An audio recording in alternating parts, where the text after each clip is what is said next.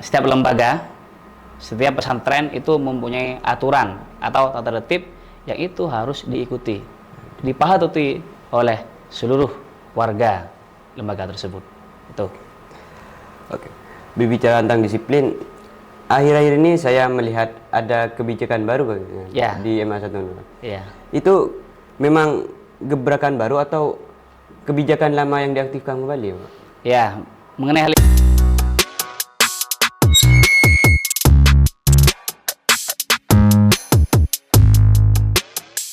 Assalamualaikum warahmatullahi wabarakatuh. Selamat datang kembali di podcast Masa TV.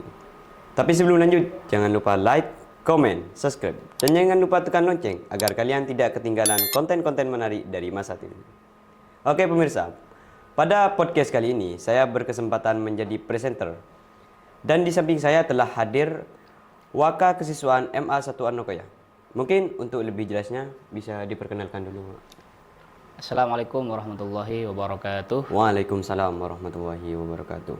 Nama saya Lukmanul Hakim, jabatan saya sebagai Waka Kesiswaan MA1 Anokoya, berasal dari Desa Lembang Barat, Lenteng, Sumeneb. Lembang Barat, Lenteng, Sumeneb. Oke. Kalau boleh tahu sudah mengabdi berapa tahun Bapak di MA1 Anokoya? Di MA1 Anokoya sudah 5 tahun. Sudah Ya, 5 5 tahun. tahun. Dari tahun 2020 sampai sekarang. Sampai sekarang. Itu dari tahun 2020 apa langsung menjadi Waka atau gimana, Pak? Ya, untuk tahun 2020 sampai 2022 saya diberikan amanah untuk menjadi kepala perpustakaan. Lalu kemudian pada tahun 2022 saya ditugaskan untuk menjadi guru. Kemudian tahun 2023 diberikan amanah menjadi Waka Kesiswaan sampai sekarang. Kalau boleh tahu materi apa yang Bapak ampu? Materi yang diampu sejak tahun 2022 itu adalah ilmu nahu dan usul fikih. Ilmu nahu dan usul fikih. Jadi pemirsa, Bapak Lukman di sini selain menjadi Waka Kesiswaan di MA1 Anokoya, beliau juga mengampu materi nahu dan usul fikih. Jadi beliau merupakan seseorang yang hebat, pemirsa. Oke, Bapak. Topik pembicaraan kita pada hari ini kan disiplin ya, Pak? Ya, betul, kedisiplinan. Menurut Bapak, apa itu disiplin? Ya, disiplin dapat diartikan sebagai perilaku seseorang atau individu untuk menaati seluruh aturan, tata tertib, dan norma yang berlaku di lembaga tersebut. Mengingat setiap lembaga, setiap pesantren itu mempunyai aturan atau tata tertib yang itu harus diikuti, dipahami oleh seluruh warga lembaga tersebut. Itu. Oke. Berbicara tentang disiplin, akhir-akhir ini saya melihat ada kebijakan baru Ya. di MA1. Ya. Itu memang gebrakan baru atau kebijakan lama yang diaktifkan kembali, Pak? Ya, mengenai hal itu di MA1 Anokoya di sini memang sudah mengadakan terobosan baru di tahun ajaran ini, bahwa untuk kedatangan siswa ke kelas ya maksimal itu sudah jam 7.00 WIB. Jam 7.00 WIB siswa sudah ada di kelas seperti itu. Sudah ada. Jadi tidak toleransi lagi, Pak? Ya, tidak ada toleransi. Kalau sebelum-sebelumnya masih ada toleransi seperti itu.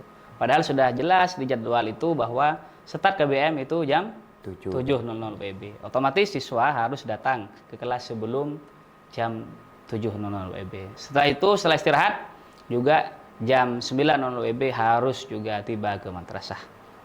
Karena pembelajaran sudah akan dimulai seperti itu. Begitu. Itu gebrakan baru yang sekarang sudah digencarkan, digalakkan di MA1 Anokoya. Oke. Apakah kebijakan itu hanya untuk siswa saja, Pak? Nah, pertama ya, untuk kebijakan itu memang diawali dalam diri siswa dulu. Jadi kalau siswanya ini sudah tertib, sudah taat kepada peraturan yang ada, ya, maka kemudian nanti bisa jadi guru akan juga demikian. Dalam artian kebijakan terobosan baru itu tidak hanya berlaku pada siswa, tapi bisa juga berlaku pada guru.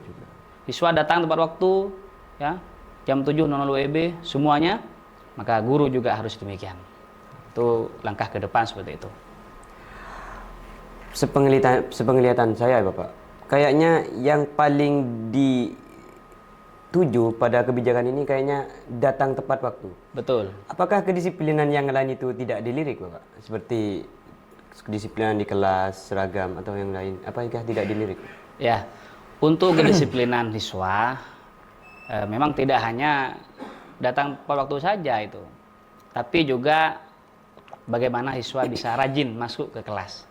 Ini juga menjadi perhatian utama juga di pimpinan. Siswa rajin masuk ke kelas di sini ya merupakan kewajiban yang harus dijalani oleh siswa. Kenapa? Karena kalau tidak masuk, maka siswa itu nanti bisa dikatakan malas ya. Malas belajar. Dan juga nanti kalau banyak alfanya, maka jadi siswa yang bermasalah nanti itu. Jadi tema satu anak di sini satu hari itu alfa itu dihitung 5. Kalau tidak masuk ya satu hari itu dihitung 5.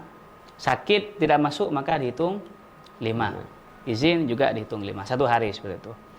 Nah kemudian misalkan nanti ketika di rekap ya, kalau rekapannya ke pengurus pesantren daerah selaku partner kita itu tiap minggu. Tapi rekapan sebelum ujian itu biasanya dilaksanakan nanti menjelang ujian. Menjelang ujian itu direkap. Misalkan alfanya sudah mencapai ring-ring tertentu, maka itu dikategorikan sebagai siswa yang bermasalah nanti itu. Bisa jadi dipanggil orang tuanya, dipanggil pengurus pesantren itu. Bisa jadi seperti itu. Itu yang kedua ya. Di samping datang tepat waktu, juga bagaimana siswa rajin masuk ke kelas. Yang ketiga juga yang menjadi perhatian juga bagaimana siswa bisa berseragam sesuai waktu yang ditentukan atau hari yang ditentukan seperti itu. Ya, kalau hari Sabtu dan Ahad itu kan batik ya, batik dengan celana hitam, Senin, Selasa baju putih dan celana abu-abu, kemudian Rabu Kamis alma mater dan sarung. Nah, itu kalau misalkan siswa tidak menggunakan seragam sesuai dengan harinya, maka harus membeli surat. Iya. Jadi kalau tidak membeli surat, maka bisa saja dikeluarkan. Tidak masuk ke ruangan itu. Tidak diperkenankan masuk. Tidak boleh masuk. Kenapa? Karena sudah melanggar tata tertib yang ada, yang telah ditetapkan oleh madrasah. Itu. Kemudian juga misalkan ada siswa yang rambutnya gondrong, yang panjang-panjang itu, maka kami melakukan sidak nanti. Di sidak, ya diberikan arahan dulu, bimbingan. Kalau misalkan tetap maksa panjang rambutnya, maka akan dipangkas. Sebagai bentuk menjaga identitas santri. Kalau santri itu biasanya ya baiklah, bagus, terutama dalam segi penampilan, dari segi rambut tidak gondrong, sesuai standar aturan pesantren itu. Itu. Setelah mendengar penuturan Bapak tadi, kayaknya yang benar ditekankan di MA1 ini kerajinan ya Bapak? Betul, kerajinan. Jadi jika nanti siswa ada yang bermasalah di kerajinan, itu bisa berakibat ke kelulusan? Bisa berakibat kelulusan, bisa berakibat kepada ketidaknaikan ke kelas. Tak naik nanti itu, tidak naik. Terkait kebijakan ini Bapak, kita kan tahu rata-rata siswa di MA1 Noyo itu kan santri. Betul. Yang mana santri ini padat Bapak, berbeda-beda kegiatannya. Ada yang jam 6 sudah selesai, ada yang jam 6.30 baru selesai. Nah, strategi apa yang digunakan oleh MA1 Anoka untuk menghadapi problem ini? Ya, untuk hal tersebut ya ada beberapa langkah yang digunakan ya agar meminimalisir siswa yang tidak disiplin. Dalam artian tidak datang tepat waktu. Pertama, kami kemarin sudah melakukan rapat koordinasi dengan pengurus pesantren daerah. Jadi kami dengan pengurus ini selalu mengadakan rapat koordinasi. Dan rangka apa? Tujuannya agar melahirkan siswa yang disiplin. Kenapa? Karena mengingat pesantren ini sebagai hulu.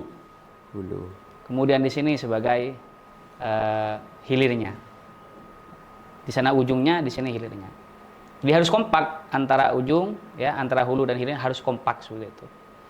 Pesantren agar bagaimana misalkan ada siswa yang terlambat itu, ya, nanti bisa diberikan bimbingan, arahan, atau bisa saja disanksi gitu. Disanksi. Ya, disanksi. Koordinasi. Yang kedua juga kami mengimbau juga kepada santri ya, ketika apel mewanti-wanti mereka terus agar bagaimana datang tepat waktu seperti itu. Karena menurut saya kedisiplinan ini merupakan kunci utama meraih kesuksesan. Ya. Kalau mereka itu disiplin, rajin masuk, insya Allah akan menghasilkan nilai ataupun menghasilkan prestasi yang luar biasa. Tuh. Oke. Berbicara tentang santri ya Bapak. Santri itu kan ada yang bermukim di kamar biasa, ada yang bermukim di kamar unit. Nah, bagaimana nantinya jika ada siswa masa Bapak terlambat dengan beralasan kegiatan di lembaga? Apakah itu akan ditolerir apa? Untuk sementara ya, seperti itu ya tetap masuk kepada siswa yang tidak disiplin. Kenapa? Disiplin. Karena kan kalau misalkan kita ada gap, istilahnya ada perbedaan antara ikut lembaga atau tidak, maka itu seakan tidak adil. Tidak adil ya. Otomatis siswa sebagian nanti akan proses ya. Proses akan protes juga. Bagaimana kemudian dia bisa lambat juga, uang yang ikut lembaga lambat itu kan. Sementara itu disamaratakan. Ya. Kemudian juga langkah yang tadi di samping koordinasi dengan pengurus, kami memberikan reward ini rencananya. Memberikan reward bagi siswa yang disiplin, ya, terutama yang tidak yang tidak lambat istilahnya. Ya, datang tepat waktu akan diberikan reward penghargaan bagi mereka. Kalau di masa 1 kan masalah kerajinan sudah terlaksana ya. Siswa yang terrajin, siswa yang tidak ada alfanya, tidak ada sakitnya dan tidak ada isinya. Jadi kalau yang disiplin ini mungkin perlu juga ini untuk memotivasi siswa gitu itu. Perlu juga. Di samping itu juga ada punishment istilahnya. Ya, ada sanksi-sanksi, ada hukuman-hukuman bagi siswa yang tidak disiplin. Misalkan ada teguran, ada arahan. Kemudian juga nanti bisa pemanggilan orang tua dan pengurus pesantren. Tapi sanksi di sini DMA 1 Anugerah itu bersifat secara psikis saja gitu. Tidak berupa fisik, bukan. Itu. Berbicara tentang sanksi, Bapak. Ya. Jika ada siswa masa yang terlambat, apa sanksi yang diberikan oleh masa? Ya, untuk siswa yang terlambat ya. Nah, di sini kami sudah mencoba tiga cara mengatasi atau meminimalisir siswa yang terlambat. Pertama, dulu kami pernah menerapkan siswa yang terlambat di sini dikumpulkan ya dalam satu perkumpulan itu biasanya di serambi masjid ini dikumpulkan, diberikan arahan atau bimbingan. Setelah itu ya setelah diberikan bimbingan langsung dimasukkan ke kelas. Nah nyatanya berjalan selama 1 minggu. Ternyata setiap hari ini semakin banyak yang lepas. Semakin nambah yang lepas. Ya betul, semakin banyak itu. Saya berpikir mungkin cara ini kurang efektif dalam meningkatkan hal itu. Maka kemudian kami rapat lagi dengan pimpinan yang lain, bagaimana cara mengatasi. Ada opsi yang kedua, ada cara yang kedua, yaitu siswa ya ada kelas mutakhirin, kelas khusus siswa yang terlambat. Jadi mereka diberikan bimbingan, pembinaan, kemudian bisa juga diberikan sanksi pada jam itu, ya. Tapi nanti setelah pergantian, pergantian mereka masuk kembali. Boleh masuk setelah pergantian. Namun jam 1-2-nya itu tidak boleh masuk. Jam pergantian boleh masuk. Ternyata juga demikian. Banyak. Masih tetap dientengkan. Ya betul. Hal seperti itu masih tetap dientengkan. Terakhir ini solusi. Jadi rapat juga kemarin bersama wali kelas. Bagaimana siswa yang terlambat itu langsung diberikan bimbingan sebentar, langsung dipulangkan ke pondok. Dipulangkan agar nanti pengurus pesantren memberikan sanksi tindakan tegas kepada yang terlambat ini. Seperti itu. Dan ini sangat efektif. Ini kita sudah coba mulai hari Sabtu kemarin. Sudah 4 hari ke sekarang ini menerapkan jam 7 pintu gerbang dikunci semua. Dan yang terlambat diberikan bimbingan kemudian dipulangkan ke pondok. Seperti itu. Efektif, sangat efektif. Bahkan yang lambat mungkin cuma hitungan jari seperti itu. Alhamdulillah. Oke. Setiap hari itu Bapak, saya melihat di pintu gerbang itu ya betul. Yang menanti siswa itu selalu berbeda-beda guru-guru itu. Betul. Apakah itu juga merupakan salah satu strategi di masa itu? Ya, juga hal seperti itu ya. Ini merupakan strategi yang digunakan MA1 Anoko ya. Memang terjadwal itu. Terjadwal setiap harinya ada istilahnya piket penjagaan pintu gerbang. Di samping di MA1 Anoko di sini ada penegak kedisiplinan atau satpam itu di gedung utara dan serta ini sudah ada. Namun wali kelas juga harus mendampingi mereka itu. dalam mendisiplinkan siswa. Jadi wali kelas itu yang menjaga setiap hari, yang selalu menyambut siswa dengan tawa seperti itu. Pergantian. Apanya? Gantian jadwal. Iya, terjadwal setiap hari, berganti itu. Terkait tantangan Bapak iya. selama menjalankan kebijakan ini apa saja? Tantangan ya kan hanya berjalan 4 hari Mas ya. Iya. Tantangannya yang pertama memang berangkat dari diri siswa. Dari diri siswa. Ya, ini dimakan dengan faktor internal. Dalam diri siswa yang mungkin ini kurang termotivasi terhadap kedisiplinan ini. Karena mereka menganggap bahwa disiplin ini ya tidak penting, gitu kan. Padahal kata saya tadi, kedisiplinan ini merupakan kunci utama kesuksesan dan keberhasilan seperti itu. Kurang termotivasi, kemudian juga kadang ada siswa yang malas seperti itu. Itu berangkat dari diri sendiri. Makanya kita harus memulai kedisiplinan itu dalam diri kita sendiri, dalam diri siswa itu. Mungkin nanti ada pelatihan-pelatihan atau kemudian ada bimbingan oleh BK ya, guru BK, bimbingan konseling, agar bagaimana yang mereka selalu lambat, karena ada catatannya itu ya, sudah dicatat mereka yang sudah lambat. Itu nanti akan diberikan bimbingan agar mereka sadar gitu. Agar mereka sadar. Kemudian juga berangkat dari pengaruh orang lain. Faktor eksternal ini dari orang lain. Dia terutama dari temannya, teman kawannya bisa, teman kelasnya juga bisa. Karena kan satu kelas tidak hanya satu pesantren itu kan, beragam pesantren, daerah yang masuk di kelas itu. Jadi kadang temannya itu mengatakan bahwa mau kemana kok pagi, betul. Ini kan masih pagi Mas. Nah itu kan. Kemudian kadang disuruh menunggu ya. Disuruh menunggu temannya agar bersama-sama masuk, padahal nanti ya terlambat seperti itu kan. ini faktor eksternal sebenarnya yang harus kita mujahadah, bersungguh-sungguh dalam melakukan kedisiplinan ini. Itu tantangannya. Iya sih, saya juga sering melihat teman-teman saya di kelas itu kalau tidak ada guru itu lalai Pak pada disiplin. Ya baju ditaruh di luar, tidak memakai sepatu. Nah, ketika ada guru datang, mereka cepat merapikan. Ya. Ini merupakan contoh mungkin dari tidak disiplinan dari diri sendiri. Ya betul, berarti itu berangkat dari dirinya sendiri. Makanya kemudian tugas daripada guru selain mengajar juga mendidik ya. Mendidik siswa. Ketika misalkan seorang guru melihat siswanya kurang disiplin, ya bajunya ditaruh di luar, kemudian tidak berseragam, maka bisa juga memberikan teguran, kemudian juga bisa memberikan arahan dan bimbingan dan semacamnya itu. Agar mereka ketika melakukan kedisiplinan ini tidak hanya ada di depannya, di depan gurunya, tapi ketika tidak ada guru juga bisa melaksanakan kedisiplinan itu. Jadi guru bisa menegur, bisa memberikan peringatan gitu. Bahkan juga bisa menjadi contoh teladan yang baik bagi muridnya. Gitu. Berbicara tentang disiplin lagi Bapak, mungkin Bapak ingat-ingat ada alumni dari MA yang terkenal karena kedisiplinannya Pak. Iya. Bisa Bapak sharing ke penonton. Ya baik.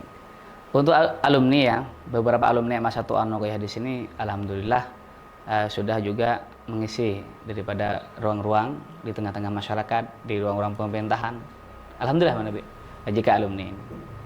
Di antaranya salah satunya dulu ada seorang siswa MA 1 An-Nogoyah di situ yang rajin masuk, datang tidak terlambat, kemudian dia suka mempersiapkan tempat ya untuk apel. Kan di M1 ini ada apel nih ya. Apel bergili tiap minggu itu ada satu orang yang selalu siap untuk membersihkan tempat, membersihkan bahkan menyediakan semacam sound gitu. Itu. Nah, ketika dia pulang dari pesantren, dalam artian boyong, maka dia itu menjadi pengusaha muda. Pengusaha ini tidak tanggung-tanggung ini, bukan pengusaha ya yang kecil, tapi ini sudah masuk pada level yang besar gitu. Sukses sekarang itu. Ini saya katakan bahwa ini berkat barokah kedisiplinan dia, keteladanan dia, kerajaan dia masuk ke kelas. Karena kan ada bahasa bahwa proses di situ tidak akan mengkhianati hasil gitu. Tidak akan mengkhianati hasil. Kalau kita prosesnya baik, maka juga akan berjalan dengan baik itu hasilnya. Sedikit menyinggung tentang alumni Pak. kami sebagai siswa ingin bertanya-tanya, apakah alumni di masa itu tetap aktif setiap tahunnya berkontribusi untuk MA 1 Anokoya? Iya. Untuk alumni MA 1 Anokoya di situ memang sudah dibentuk beberapa tahun yang lalu.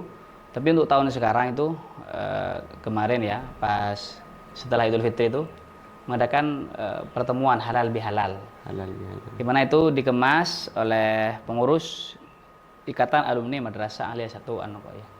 IKAMASA gitu. IKAMASA di sini tujuannya agar bagaimana menjadi wadah komunikasi, wadah sharing, wadah silaturahim alumni dengan madrasah, dengan lembaga itu. Maka kemudian setelah mengadakan acara halal bihalal kemarin ada pengurus pusat ya. Pengurus pusatnya itu berembuk untuk membentuk koordinator atau ketua perangkatan. Ya, ini semuanya ada ketuanya perangkatannya. Ini kan berarti menandakan bahwa alumni ini semakin solid. Dari tahun berdiri, dari tahun 1979 sampai 2025 ini sudah ada koordinatornya. Sudah. Walaupun di sebagian mereka itu hanya yang berkumpul ya, hanya beberapa saja yang aktif. Di antaranya yang aktif melakukan perkumpulan di situ ada alumni tahun 1994, 1993, ada 1981. Itu masih aktif, Pak? Masih aktif ini. Aktif. Semangat. Walaupun sudah banyak kesibukan ya. Tapi beliau ini masih aktif. Kemudian tahun 1997, 99 aktif semua itu. Aktif. Para generasi terdahulu ini. Alumni terdahulu. Untuk melakukan perkumpulan. Nanti pada puncaknya ketika halal bihalal nanti itu lintas generasi itu berkumpul semuanya itu berkumpul. Oke, bagaimana pandangan Bapak tentang alumni di masa ini? Mungkin sudah sukses semua? Ya, alhamdulillah sudah sukses semua. Ada yang menjadi tokoh masyarakat, kiai, pengusaha, guru, kemudian dosen dan semacamnya. Alhamdulillah alumni ketika kata saya tadi ketika sudah baik prosesnya maka hasilnya itu juga akan baik seperti itu. Akan baik. Ya mungkin sampai sini saja Bapak perbincangan kita. Iya. Sebelum ditutup mungkin ada pesan untuk penonton yang ada di rumah atau siswa MA 1 Anokoya. Ya. Baik, saya akan berpesan kepada seluruh siswa MA 1 Anokoya bahwa jadikan disiplin itu sebagai gaya hidup. Jangan kemudian kita disiplin menunggu teguran. Baik teguran dari guru, dari pimpinan dan yang lain. Jadi jadikanlah disiplin itu sebagai gaya hidup. Karena kalau kita disiplin, maka kemudian kita akan mendapatkan hasil yang terbaik seperti itu. Ada makalah yang mengatakan bahwa ati syar'an wa ma'hadan tafus minallahi udan. Jadi taatilah peraturan agama, peraturan pesantren, madrasah juga, maka nanti dia akan mendapatkan petunjuk dari Allah Subhanahu wa taala seperti itu. Amin. Demikian yang saya sampaikan. Terima kasih kepada Bapak Lukman telah mengisi acara podcast kita kali ini. Ya mungkin hanya itu guys yang dapat kita sampaikan. Kurang dan lebihnya mohon maaf. Saya Muhammad Yazid Husin pamit undur diri. Assalamualaikum warahmatullahi wabarakatuh.